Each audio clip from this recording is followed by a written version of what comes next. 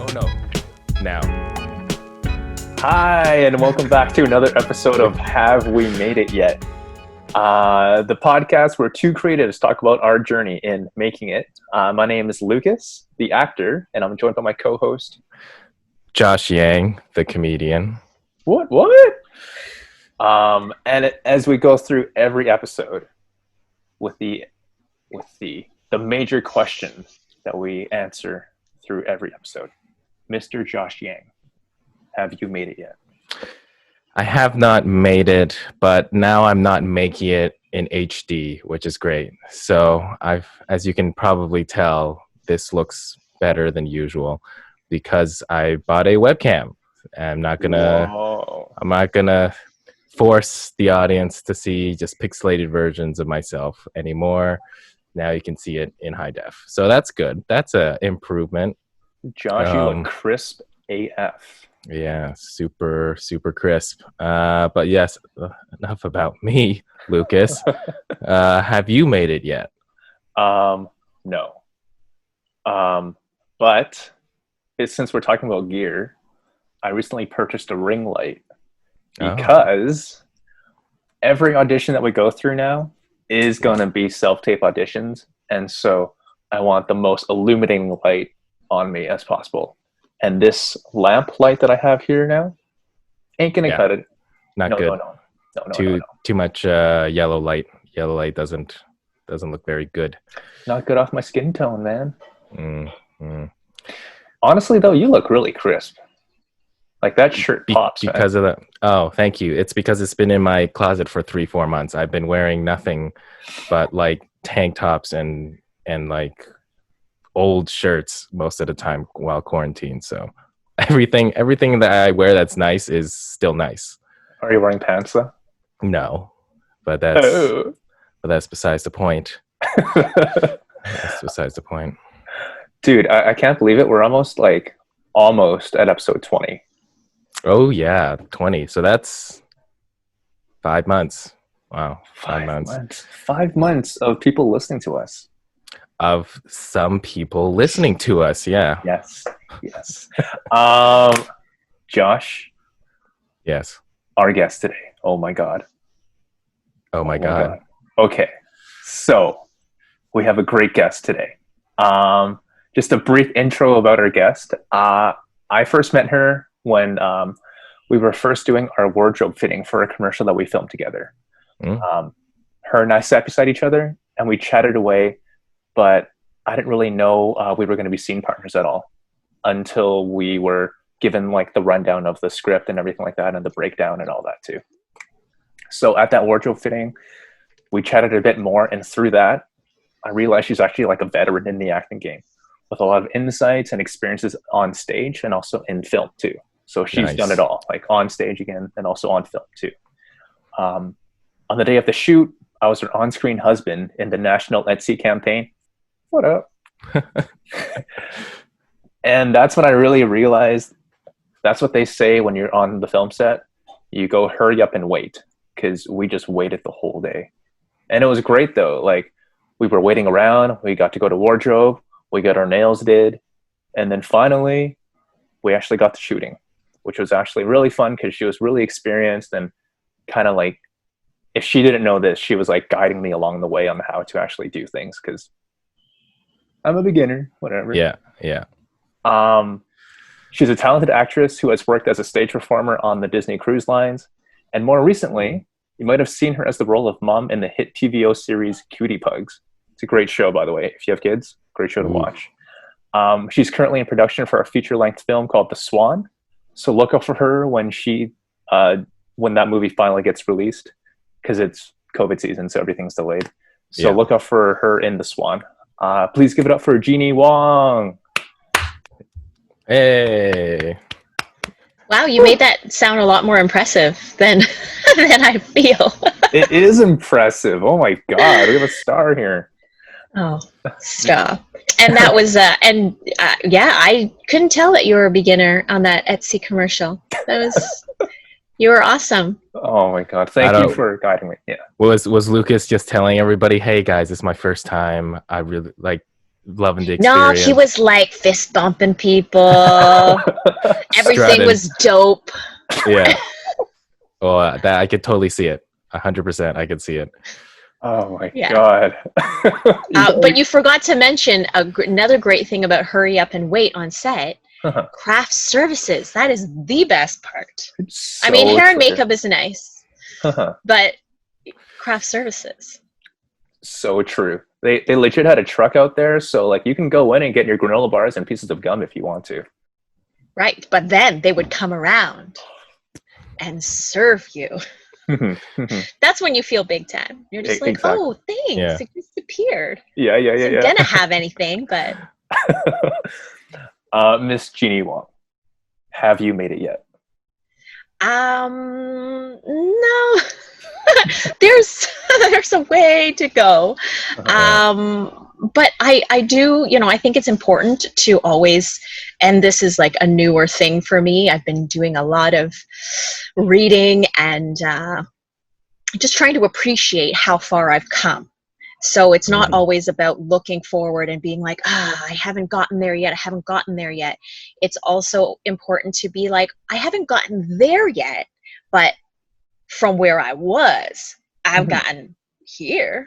Yeah. And I think that's one of the things that I've been trying to do is more give myself like 3-month goals.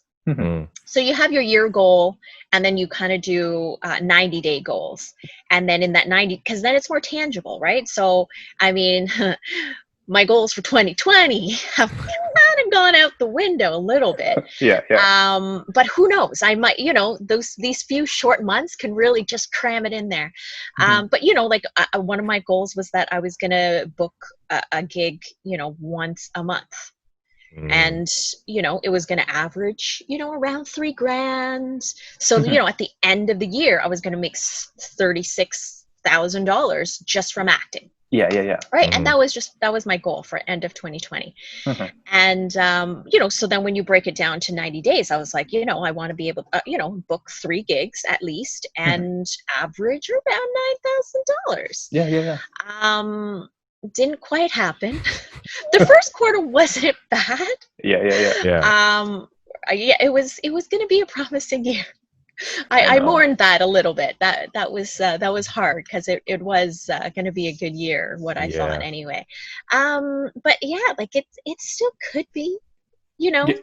People are hungry for entertainment. So when things open up, I hear apparently things have. A friend of mine booked something and they said that it's going to be shooting next week. It has not been confirmed because I was like, what day exactly? And is it going to be in Ontario or are they going to Manitoba for this? Right.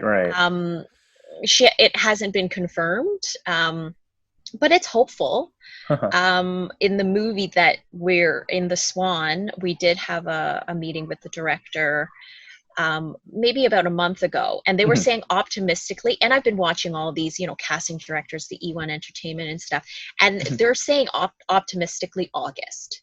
So like they're gonna sort of let us know in June, July, permits and like all that stuff, and then so if we can start shooting in August, that still gives August, September, October, and if there's a lot of content, because there's a lot of stuff that was partially finished, like they're gonna want to finish it.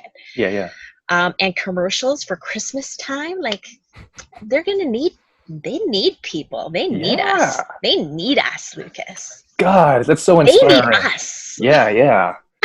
Oh my God, we're gonna be swimming in it so soon. Oh, they're gonna be like, please do our edition, not theirs. And wow.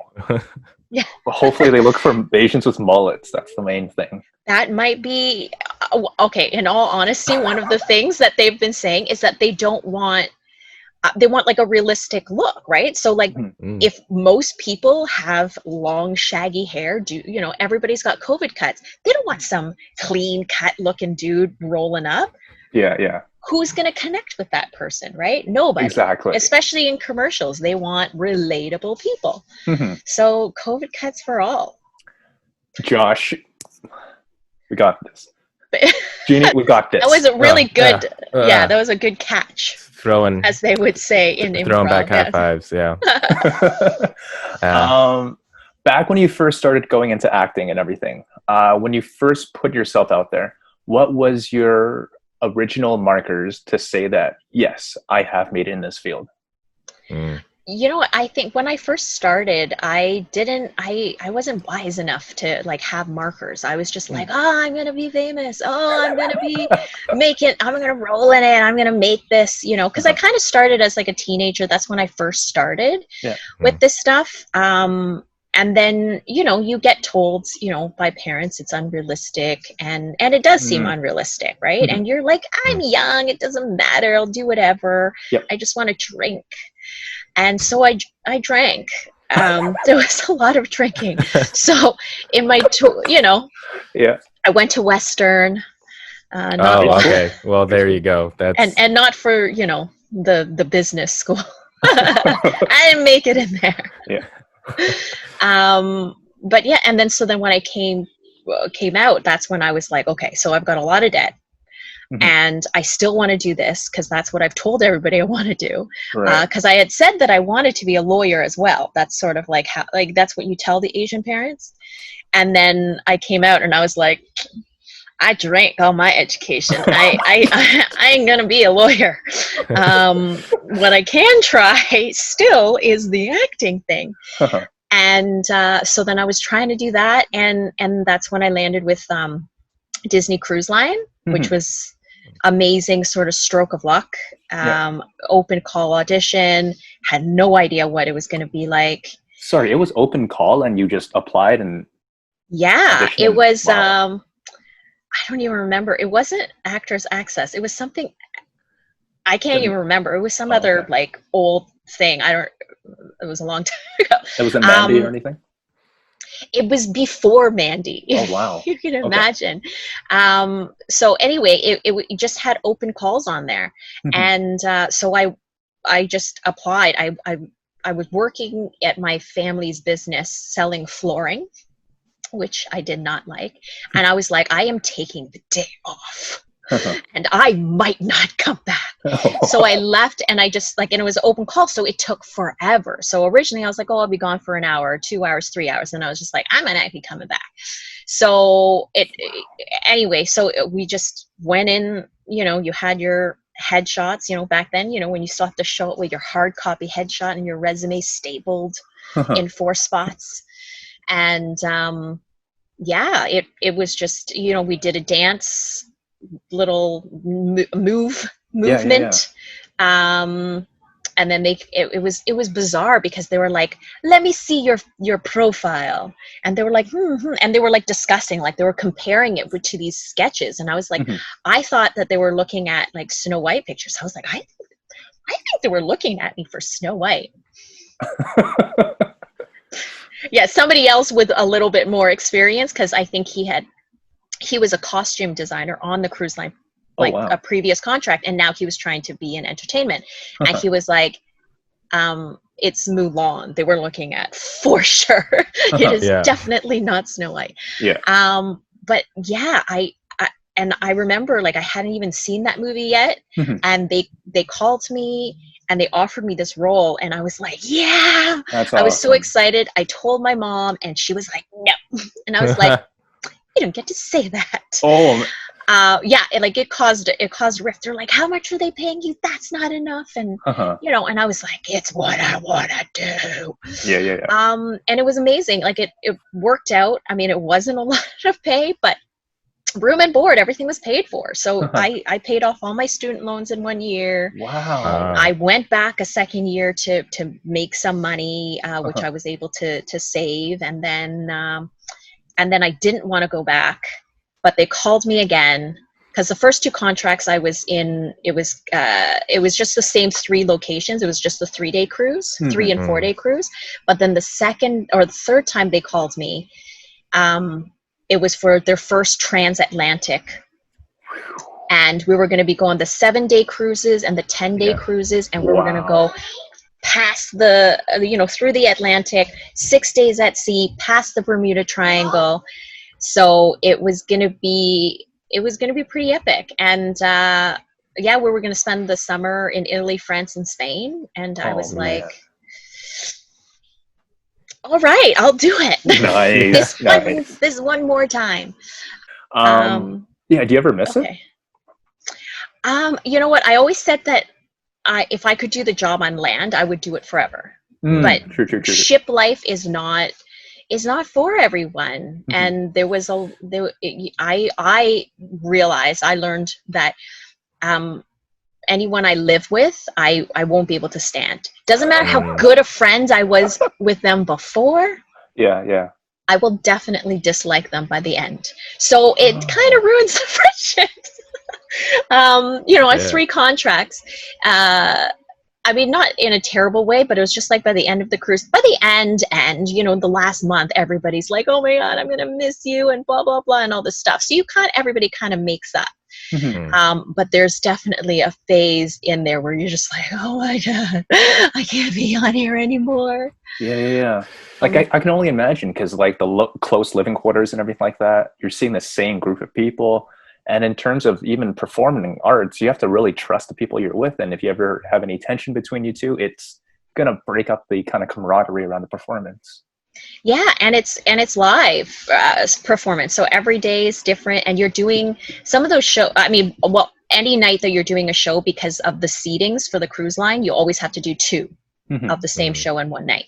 Oh wow. So if something happens in between that break, the first show is going to be very different than the second show. But that's all part of the fun. Like, I love musical theater. I love theater. That live feeling is something you can't replicate, really, in film. No doubt. Yeah. Did you have any musical theater experience before doing the Disney cruise? Not really. I mean, I enjoy singing. I played piano, Yeah, like everybody. Asian. Yeah, I hated it. But I realize now how good it made my ears. Like, I didn't appreciate it at all. But after, when I stopped playing, I was just like, why can't I hear those notes anymore? Like, why can't I harmonize? I don't know why I just had a Southern accent there.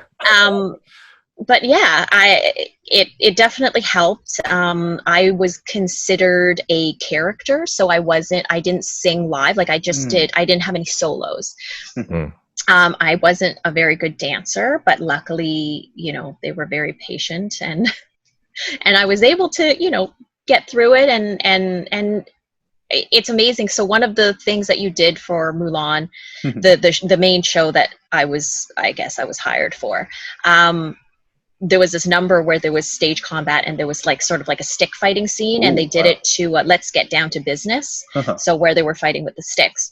And there was this one sort of sequence where you had the stick and you were kind of twirling it around, and you twirled it behind your back and stuff. And it took us a really long time to learn it, right? Like, as a group, because we also, as an ensemble, everybody has to hit the same mark at the same time.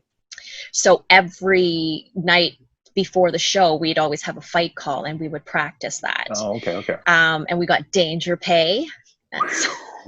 Right. I think it was like $25 a month. Nice. But so yeah, dangerous. it was danger pay. But yeah, and muscle memory is a very weird thing, because I had my son had found this stick in the back, and I was like, I wonder if I could still do that. Yeah. Crazy. And I was able to figure it out. I was just like I'm sure my counts were off, but I was like, I can do this. Yeah. Damn. Okay. Yeah. Maybe for the promotion of this episode, we'll try to get you a video of you when you're maybe. How was that experience in terms of having an ensemble cast specifically for Mulan, and how big was the Asian cast? It wasn't. Yeah. So it was. So everything is tracked. I mean, like theater, right? So you have a track. So I played a paparazzi in the beginning number, and then I was Mulan, and then I would go on to play another. What did I do? I don't think I did much. Oh, I did puppetry, for tentacles. I did that. I didn't have a big track, but it was ethnic wise, there was the Asian girl. So you didn't have to be Chinese. I just happened to be Chinese. Yeah. Like my understudy was Korean. Mm. And then, so there was usually two like Asians, and then the other Asian would have been Filipino, Filipina, and she would be Pocahontas. Oh. And then like you like I could look at a cast photo and I would be able to say like, oh, that's Pocahontas, that's Mulan, that's Nala, Right. that's, you know, whatever the roles are. Like it's very specific, exactly the look that they're going for. And yeah, it I mean, when after I had left, that's when I think Princess Tiana came on. So I think the first Black princess was there. Oh, so right. then there was like the first, I guess it was just an addition of another Black crew member, because there was like the Nala and the Simba were Black, and then there was like one other singer that was sometimes they wanted her to be Black, but then every once in a while, if they couldn't fit like it was more of a vocal thing. Yeah, Right. It was but so they weren't like, what happened to Shang? Did Shang get cut? Shang was a white dude with a wig. Oh, there it is. Eyeliner. And eyeliner. Eyeliner. That was it. That was it. Ooh, well, at least there was no like bronzer. So that's true. I guess that's good. I guess. But yes, eyeliner and like a wig bun, a black wig bun. Yes. It wasn't offensive then.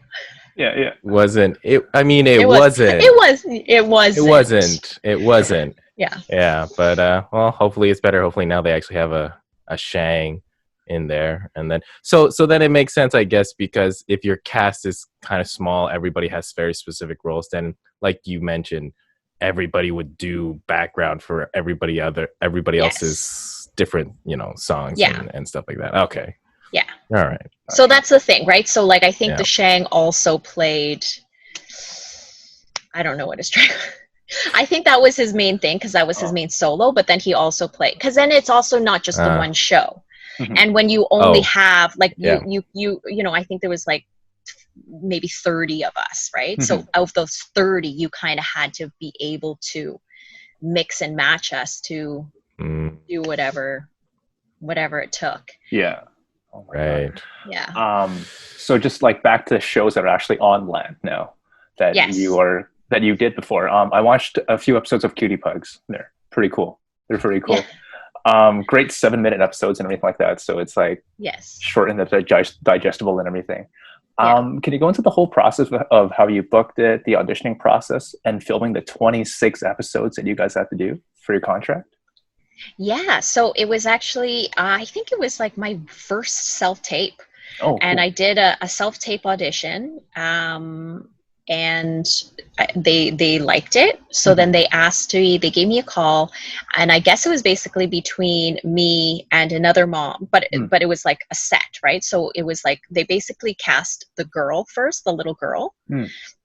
So I was kind of lucky that they went with the Asian mix versus the Latino mix, because I think that's what they were saying, is the other little girl was half Spanish. And they definitely wanted diversity. So they went with Riley because she was a little bit more ethnic looking. No, okay, nice. Yeah. I thought you were going to say she was a little bit more experienced. It's like more ethnically. Okay. I mean, if you watch the episode, she's wonderfully talented. I mean, she's a little 6-year-old girl, and it was amazing. But like sometimes that's what it comes down to, right? It's not that I never saw the other little girl. I'm sure she was wonderful too, but sometimes it just comes down to look. Unfortunately, that's the industry, and it's one of those things that you kind of have to take the good with the bad, right? Sometimes it's going to work in your favor, like it did this time, and other times it's not going to. And it's not because you're not talented, and it's not because you did crappy that day. It was because they just wanted a different look. Yeah. Or like one producer wanted another look, right? And then, like, I'm sure you guys built a camaraderie around your whole team because it's 26 episodes through and through. How was that filming process like? Oh yes. So it was. We had to base it around the pugs. So the pugs they're like 2 weeks old. So there's this tiny Aw. little window where the pugs are, I guess, easier to influence and they're less curious. So they will actually do what you kind of ask them to do, like where their eyesight. I think it's like their eyesight isn't that great, so they're still following their sense of smell. So you're able to wrangle them a little bit more. And we actually had an animal wrangler. Oh yeah. The cutest job ever. And she was able to get them to do these amazing things. So the crew would go to the breeder first, shoot, as much pug stuff as possible, doing different things. Like I think they had thousands of hours of just like pug footage. I thought you meant thousands of pugs, but no, but we did. I think there was a few litters that we went through, and then we had to pause. Like it took such a long time to shoot because we would shoot, but then the pugs would get too old. Then we'd have to wait for the next litter. And of course, we were always respectful of, when they were tired, when they needed to be with their mom, when, all these things. So there were a lot of breaks in between. Yeah. So, like we had to be available and ready so that when they were like, okay, now it's time, the time is right for for the actors to come. Yeah.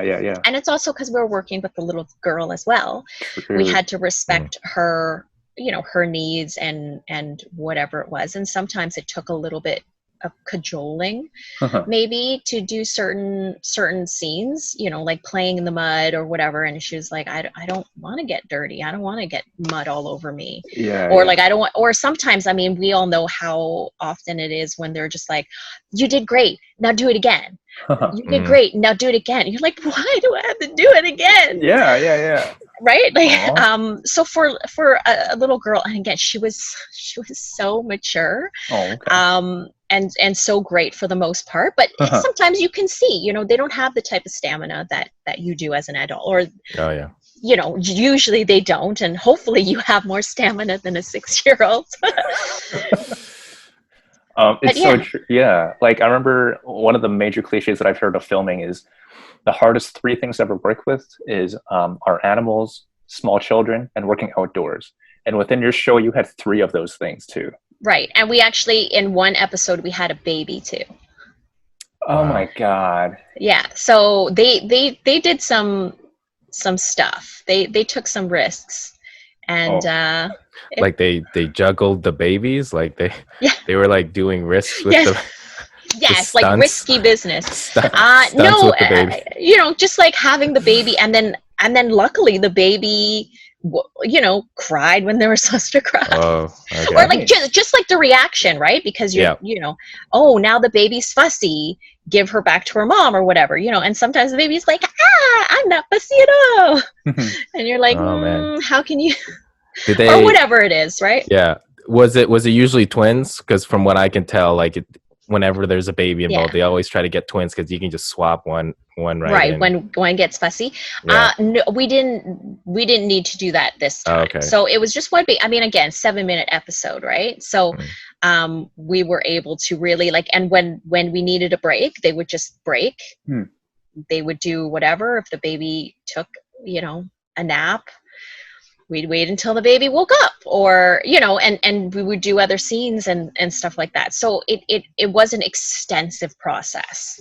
And it took I think a year and a half just to shoot all the episodes, and we would do them as like a block at a time, where the actors would go up. But also it was a little girl that was mainly in it, right? Like Riley Dee, she was the main person, so she would be up there a few, probably like a week before I would go. And me and the dad would go, and then they would kind of just plug us in where they needed us. Oh my God, you had a year and a half of consistent acting work. That's awesome. Well, I mean, it was like, you're up in Woodstock for a week, and then nothing for like 3 months, and then you're like, oh, we've got another week for you. So I mean, it took them a year. I wasn't needed the whole time. Still, that's cool. But still, yes. It was a season. Oh my God, that sounds awesome. just when I was doing my own research about you as the actor and so many different like facets of you, I just saw one of your posts you had on Instagram, and you had the Greek word. I'm probably gonna butcher that word, but Meraki. I don't know how to pronounce it. I think it's like Meraki. Yeah. Meraki. And then it's also, just basically like putting yourself into your work. I find that really like a really powerful statement, just because of being an actor. You have to be the most authentic, and the most real form of yourself has to be in front of other people. So you're literally putting yourself into your work. Can you go into some instances in your acting work where you feel the most authentic with yourself, and how that breakthrough happened? I think one of the sort of best things, and I don't know if it was because, suddenly the acting world was getting more diverse, or if it was because now I'm in that sweet spot where I'm a mom and I am a mom. But I found that when I did decide to come back after having, 2 mat leaves and working, like I had taken a break for about 5 years where I did no acting at all. And when I was like, you know what, we're not having another baby at this point. Let's just get some headshots. Let's just, sign up for something and try. And I landed Cutie Pugs, and I think a few other like industrials or something that year. And it was just like, you just got to put yourself out there. But a lot of it was mom roles. And it was just like, I guess that's just what's resonating off of me right now, because I am a mom and I'm in that age bracket.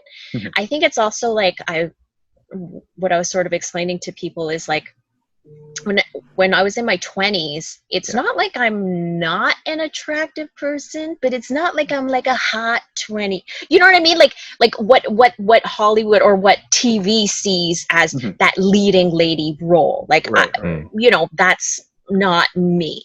So that, and then like even like the quirky sidekick is like, I don't know how quirky I appear to be, right? Like, so I think I've always been more of that caring type.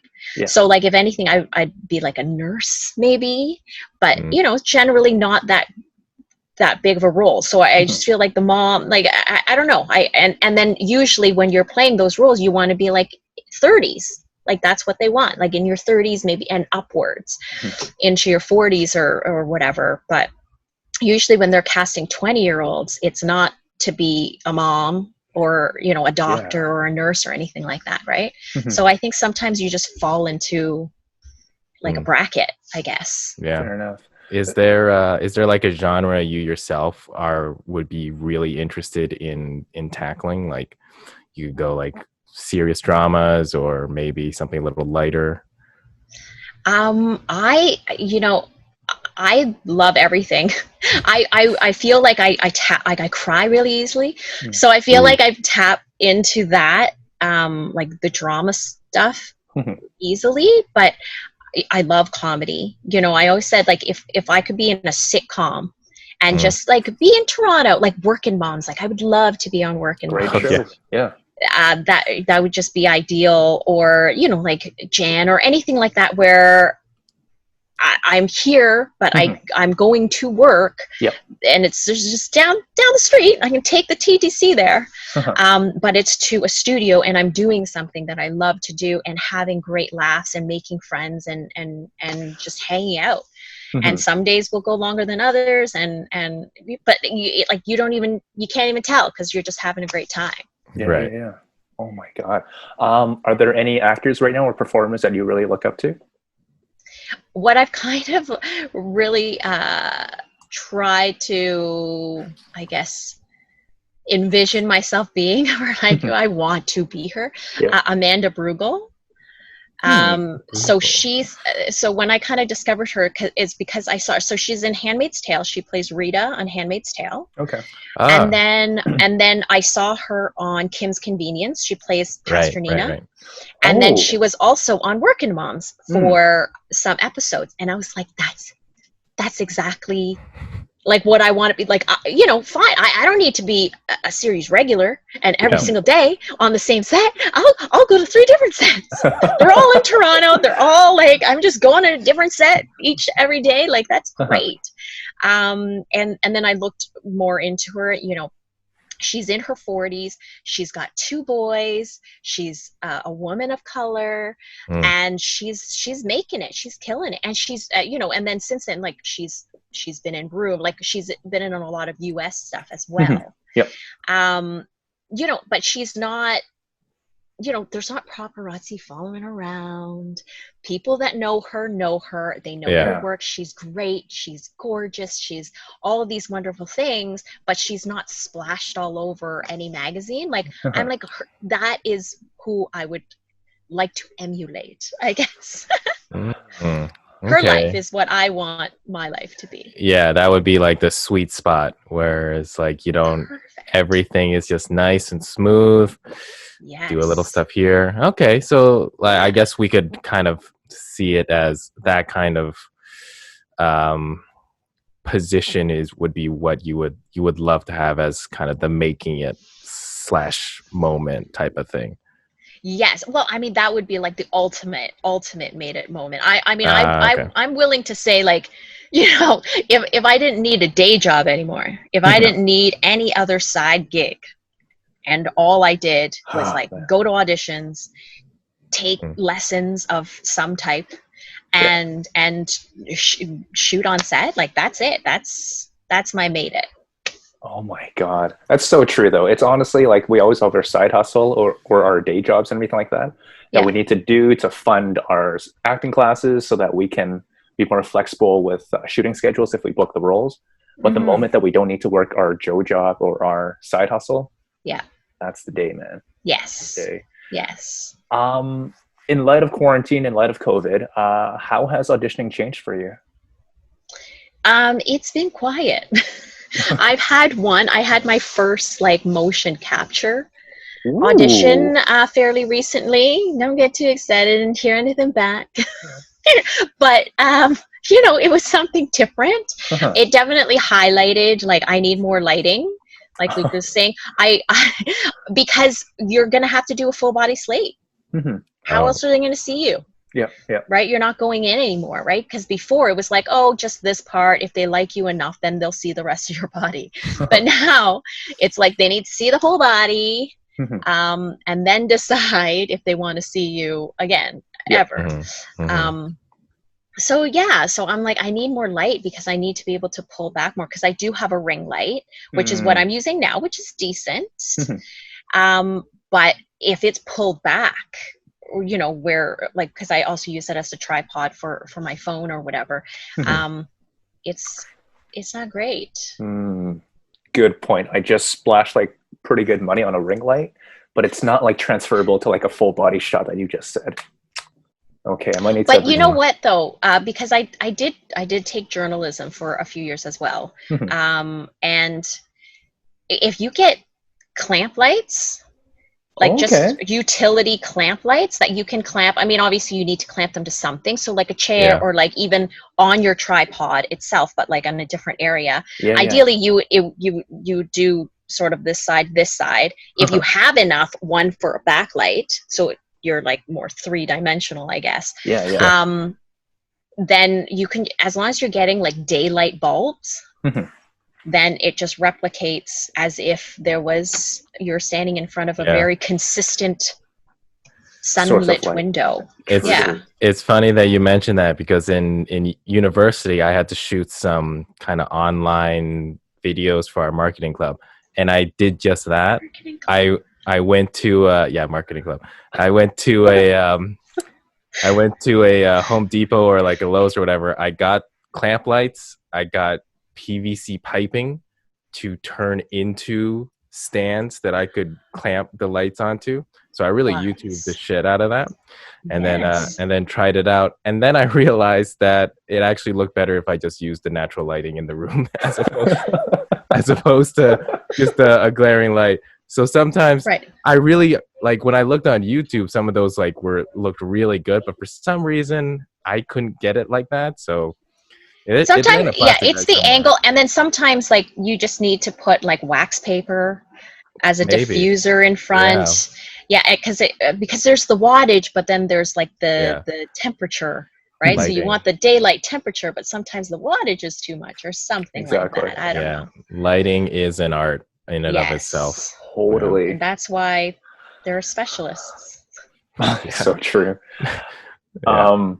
I don't know. I don't know the appropriate place for this next question because it's a bit more like serious. If you did want to take it there, but I just wanted to ask, and I'm going to ask every guest going on forward. In light of all that's going in the world right now, what does being an artist mean to you? I went through, like I would say like the rest of the world, the last couple of weeks have really made you look at things differently. Yeah. I mean, the Black Lives Matter movement has been around for many years, Mhm. but this, I mean, I think with the technology that's there, it's like you can't. It's not just like somebody recounted something. It's like you can watch it yourself. Mhm. I couldn't even bring myself to watch George Floyd because I just knew. I knew what it was going to be. And Yeah. being an actor and an artist, you are very empathetic, right? I Mhm. mean, you put yourself into these situations. Yep. And I just found that it was overwhelming even just to read about it. Mhm. But yeah, you're just very empathetic to it Mhm. also. Like I like even just reading the words, I was just like, I can't even do this. But the other day I actually got into like a kind of a heated argument with one of my like best friends on Facebook because Mhm. she had posted something about with Candace Owens on it. Mhm. And I was just how how can you even debate this? Mhm. Um it's not about opinions. There's no other opinion.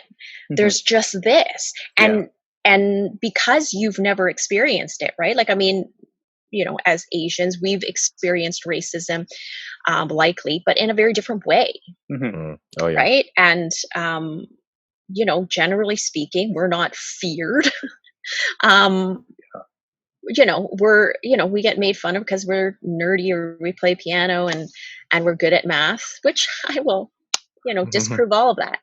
Um, but it's a different experience, but Mhm. we understand when it's difficult to articulate when something's said and something's done and you're just like, I can't tell you why that pisses me off, Mhm. but it does. Yeah. Yeah. Yeah. um and then to have it escalate to a point where you're victimized, right? Mhm. I mean, and I think that I also look at it differently as a female, right? Because definitely the intersectionality of it is that being a visual minority as well as being a woman, Mhm.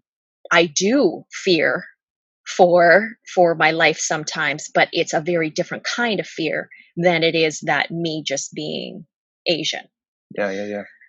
um so Yeah. yeah. Mhm. In terms of just like I'm sure we encapsulate a lot more identities as opposed to just being an artist and everything like that. Of course, we're also Asian. I'm also identify as male too.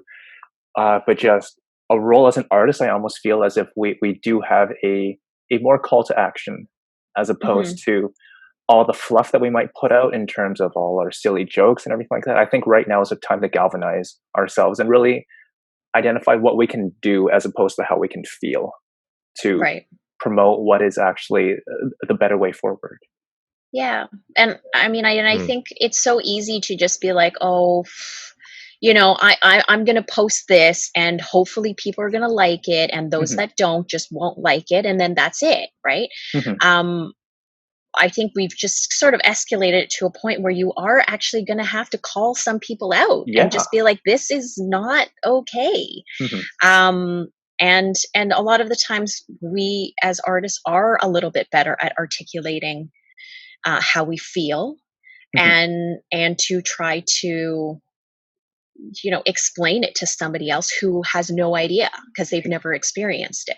Exactly. And all you can do is give them the benefit of the doubt that they're just ignorant to Yeah. how it is. Yeah. Yeah. And try to explain it.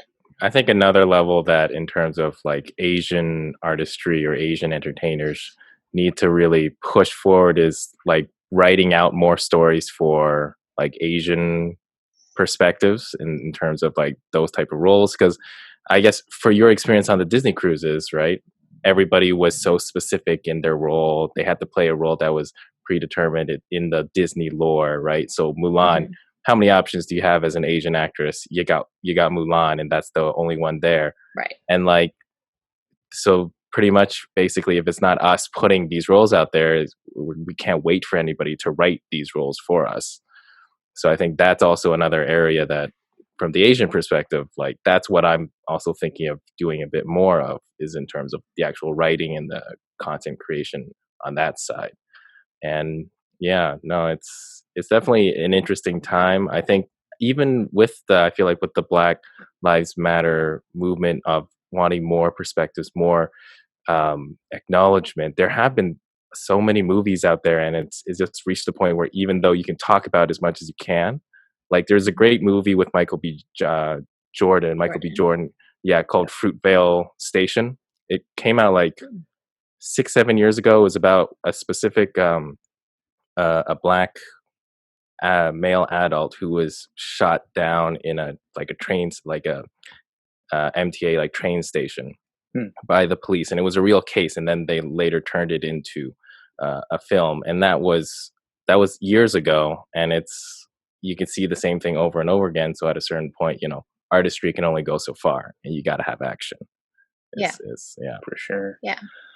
Yeah, I would say that I feel more responsibility as a parent, as a mom, with my children. I've always been like a feminist, like through and through. Like, so from the get go, like I knew that my kids were gonna get to, if they like pink, they're gonna wear pink. They're gonna have pink stuff. My little one, he loves dolls. He's got lots of babies. That's his thing. He also loves Hulk. It's a very but he's always like his teddy bears will fight, but like his babies never fight. He just takes care of his babies, and it's very sweet. The older one is just super loving with his little brother, but he doesn't care about other babies. Like he just likes his, little brother baby. But so, and always kind of highlighting like, oh, you've got, boys can do what girls want to do, and it's okay to cry and that type of stuff. So because of this, I've really made a point of talking about other races as well, right? We were talking about Viola Desmond the other day, and just highlighting that, she's on the $10 bill, and this is a story. And because my kids are half Asian, my husband is white, and I kind of like, imagine if we all paid the same amount of money to go to the movie theater, but only daddy got to sit down there, and we had to sit in a whole other section. And they're like, oh, well, that's not fair. And I'm like, well, so everybody just dealt with it, but until this woman decided that it wasn't fair. And she got thrown into jail for it.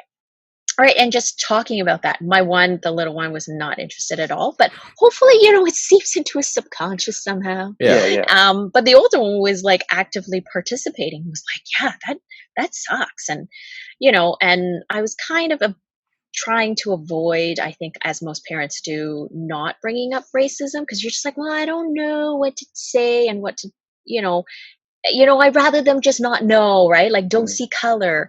But I do think that it's important for them to recognize it, because I think that regardless, when something, racist happens, they don't know how to articulate it. And we've been in so many situations, I have for sure, where you laugh it off. And you're just like, I shouldn't have laughed. I should have said something. And just trying to get them used to being like, hey, I didn't like what you said. And it doesn't have to be a huge confrontation, but just like, hey, I don't like that. And then hopefully that person's like, oh, well, I didn't mean to. Like, what exactly, and it starts a conversation, or it brings a little bit of awareness. Yeah. I love it. Awesome. Thank you so much. That's awesome. At the very end of our podcast, we do this thing that's like called word association. Okay. And it's like a palate cleanser. Just after the end, it's just throw it in there. Okay. So, Josh, did you want to go first on this one? Sure. So pretty much we each have 10 words. I'll just go through my 10 words, and then it's the first, clear your head, first word that comes to mind after I say that word, throw it out there. Okay, I'll start. So, first word, family. Husband. Standing right there. Nice. Pineapple. Kahlua. Oh. Rain. Fall. Alone. Solitude. Motivation. Happy. Kumquat. Ugh. Is that a word? like Yuck. It's a fruit. It's a fruit. At least I think it is. Yeah. Mountain. Top. Tightrope. Slick. Satisfied. Crunchy. Ending. Long. Ooh, a long ending. I don't. Right. Yeah, you can't try to figure this out in 45 minutes. Yeah, awesome. Okay, so for my 10 that I have here. All right, so feel loose. Getting ready to go Okay. next? Okay, cool. Okay, challenge. Good. Craft. Mighty. Journey. Road. Road. Road.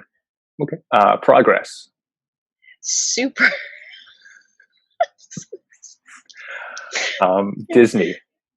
Cruise. Fire. Light. Health. Happy. Tension. Tight.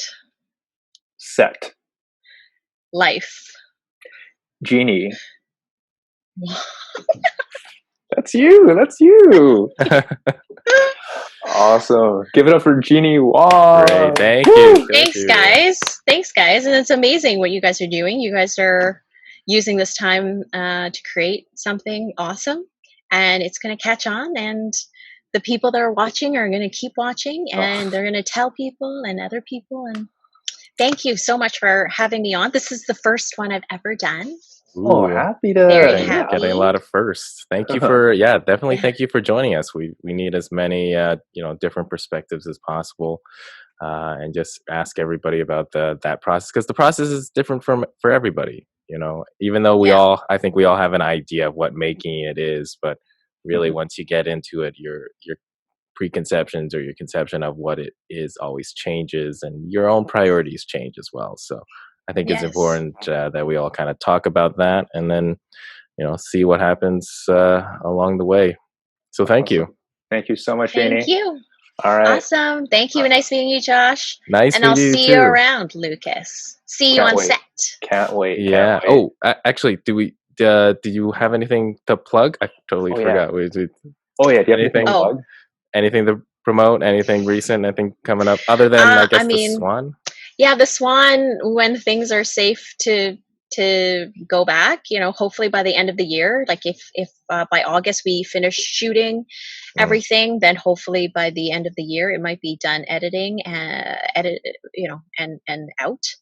Then definitely watch it. It's that is mainly an all Asian cast. Ooh, right. Yeah. Well, Lucas, you auditioned for one of the roles. I forgot about that. Yeah, we bumped into each other at the casting agency. Yes, it was a very good day. It was a very good day for me. Yeah, for me. Sorry.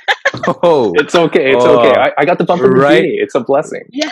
Right in Lucas's face. I know. It's important just to get in the room. Yeah, no, and John Comerford, great guy, and he and just completely side note about manifesting and doing all this stuff is that I was like, I actually went on IMDb and I was like, you know what?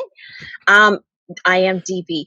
I was like, okay, what are the shows that I want to be on? What is shooting in Toronto? What are the shows that I want to be on? And I found, like Working Moms, Private Eyes or whatever. And I was like, who casts for these people? And I wrote down these casting directors' names, and John Comerford was one of the names. I was like, I need to get in front of him, because if I can get in front of him, then he'll see me, and then he'll like me, and then he'll love me, and then I'll get something, and he'll just keep calling me in. Eventually, I'll get through. And shortly thereafter, I got my first feature film audition, and he was the casting director. And I was like, I will call in sick. I will, like, I don't care what I'm doing. I'm getting to that audition, and then I got in. So hell yeah. Yeah. Nice. So since then, he's actually sent me a few other auditions. Getting in front, getting in the room is really important. So definitely casting So, directors. hey. That's a strategy. Yes. It's true. Yes. Where can people find you on social media? On Instagram, mainly at Jinny Wong on set. Cool. That's mainly where I am. I mean, I have a Twitter, but I don't know. I'm not so Twitter's tough. Yeah, Twitter's tough to grow. Like I've been trying to a certain degree, and it's like, oh no, it's just me and my other accounts following me. So that's great. But yeah, no, Twitter's weird. Twitter's weird. I mean, Twitter's old sometimes. Anyways, Twitter's weird. Yeah. But okay, cool. Yeah, we'll have all of that up on future posts and stuff like that. Lucas, what are your handles? You can just find me on Instagram and on Facebook at Lucas John Ing. Cool. And for me, Josh Yang Comedy, Instagram, Twitter. I need more on Twitter. I can't just follow myself. And Facebook and YouTube and everything. But also, to our listeners, follow wherever your podcast platform is, and as well as the YouTube channel, subscribe and like. But yeah, cool. Thank you. Great podcast. Awesome. Thank you so much. Thanks for having me. Thank you. Have a good one. Bye. Bye.